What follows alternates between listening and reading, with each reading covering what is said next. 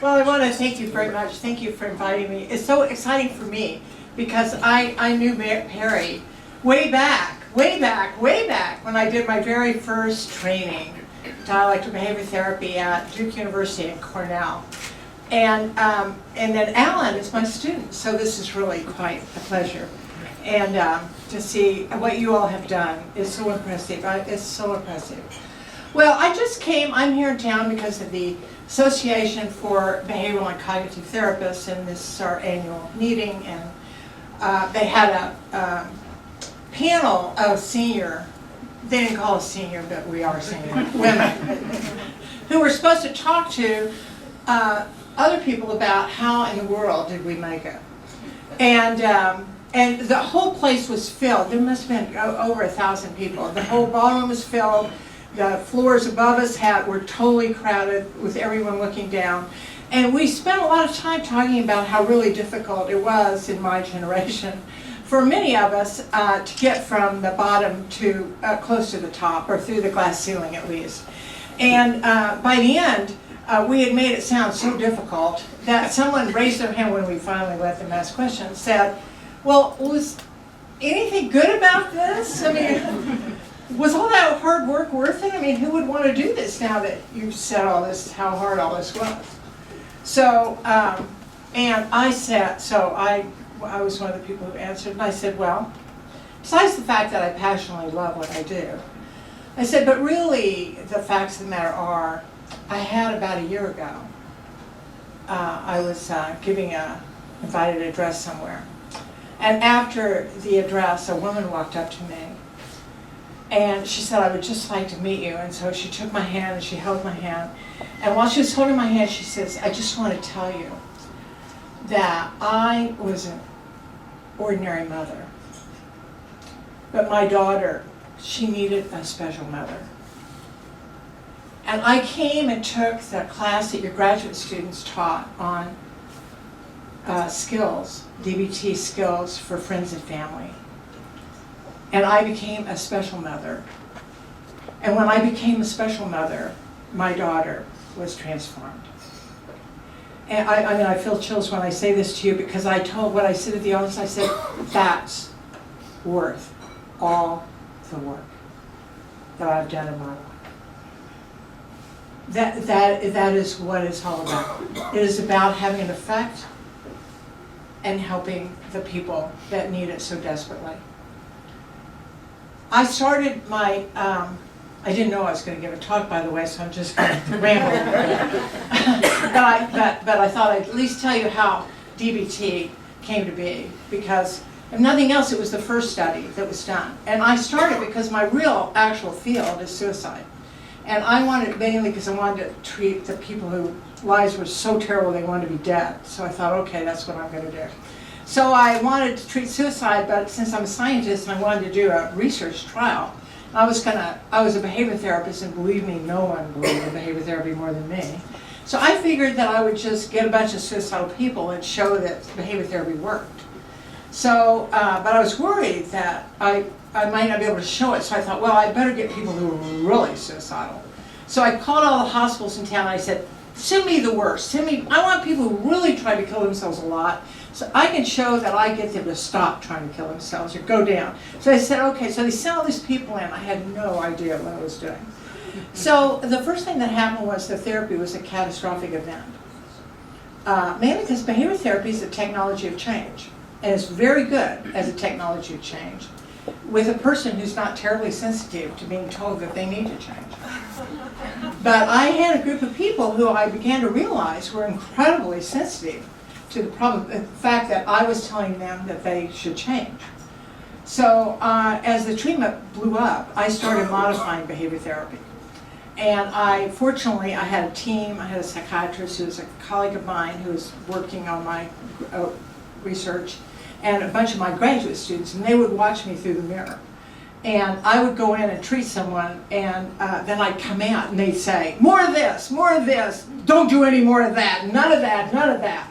I said, okay, more of the good, less of the bad. And we figured out, I think, what was good and what was bad by whether the client quit talking, attacked me, walked out, or hid behind the chair. And I had never heard of borderline personality disorder at that point in my life. And I wrote an entire manual treating borderline personality disorder without knowing that's what I was treating. And then I had managed to get funding from the National Institute of Mental Health. They later told me that they really didn't give it to me because I was good. They gave it to me because they thought I was so passionate that if anybody could do it, probably I would be able to. And so that's how I got the money. And the National Institute of Mental Health, by the way, in those old days, you could go and they really helped you. And you could go and you could talk to them and they'd rewrite your grant and tell you everything that was wrong with it, and you'd go rewrite it again, you could go back, you could have all these conversations, and it was really this unbelievably collaborative sort of event. And I owe an enormous amount of credit to the National Institute of Mental Health, who really taught me most of what I know about research.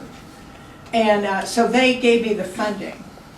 And so it was in this process that the treatment got developed. I did a randomized clinical trial, finally, funded by the National Institute of Mental Health, and went to publish it. Had it turned down and told that I should never resubmit again because I wasn't worth being published in psychiatry journals because I didn't know how to write. And I said, well, how about if I learn to write? How about if I get someone else to edit it? How about that? And they finally said, okay, we want to know the names of the people that read it because we don't want to waste our time anymore on your research. And so I sent it in, of course, and then I knew it was like being a bobo doll. If you go down and you come right back up again, they pay attention. So when it got published, I wanted it published in psychiatry because I knew that only psychiatrists really cared about these people at that time because they were always in the hospital or the emergency room, so psychiatrists really cared. But outpatient therapists didn't care because they wouldn't treat them. And people won't treat suicidal people, and they often won't treat, as I'm sure all of you all know, people who meet criteria for borderline personality disorder. By this time, of course, I knew that they met criteria for borderline personality disorder. And so DBT, dialectical behavior therapy for short, called DBT, the reason it was called dialectical is because it's the synthesis of acceptance and change. And having all the change technology in the world doesn't help you if you can't radically accept the person in front of you, and if they don't feel radically accepted, so that they can take the change strategies that you have to help them. And that's how it got its name, is because it's a synthesis of change and radical acceptance meaning complete and total acceptance, both of the person and of the person trying to help them. Because the person trying to help them has to accept also your complete inability to help them right away, to help them in time, to get them out of hell in any reasonable amount of time. And therapists have to be able to tolerate their inability. Just like you, most of you in here who are parents, have to also tolerate your inability to save right away, in time, these suffering people. And so that's where the acceptance came from. I want to just make a slight comment about research. I keep hearing all this about the failure, the fact that NIMH doesn't spend a lot of money on borderline personality research, but I do want to tell you that one of the major problems is we don't have a field of researchers submitting grants that are fundable. I have spent a lot of time trying to develop strategic planning meetings at the University of Washington, where I bring in all the DBT people in the world doing research. I bring them into the University of Washington once a year, and we're now inviting all the people who've got other treatments that are also effective to try to come in so that we can develop a collaborative, non-competitive research community who will really try together to go forward. And we had our 10th year meeting this year. But trying to find all the researchers in the world researching this who are doing good, high quality science is not easy. There are not loads of us out there because it's not taught in graduate schools. And if you don't teach in graduate schools, then you don't end up with young students who go out wanting to do this kind of research. And the field is like 10 times worse than suicide, where for many years I was the only suicide researcher in the United States, treatment researcher in the United States. I mean, that's really stunning, you know, when you look at the rates of suicide in this country, in the world. And I finally started a strategic planning group for them too, when I sat next to someone who said he was writing a book on suicide treatment. And I said, really, what data do you have? I didn't even know there was data. What is the data? And he said, well, I don't have any data. And I said, well, why don't you have any data? And he said, well, I haven't done a study. And I said, well, do a study. And he said, well, I don't know how to do a study. And I said, well, come to the University of Washington. I'll teach you how to do a study. And by the end of the dinner, the whole table was coming. And now we have our suicide strategic planning meeting too, where we bring young people in and experts. And everyone pays their own way, and they have to promise to do the dishes at my house. And I even now finally put it on the schedule, 9 o'clock, wash dishes. So, but, you know, so we want to disseminate through family connections, which I'm so proud of, really I am. I am so proud of it, really, you all. So I am. It's just so wonderful. So we have to disseminate, but we want the government to give more money, but we also have to do something to nurture our young people.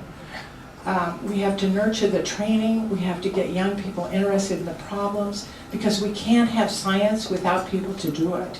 And it doesn't make any difference how much money you have, if you don't have really good scientists doing the work.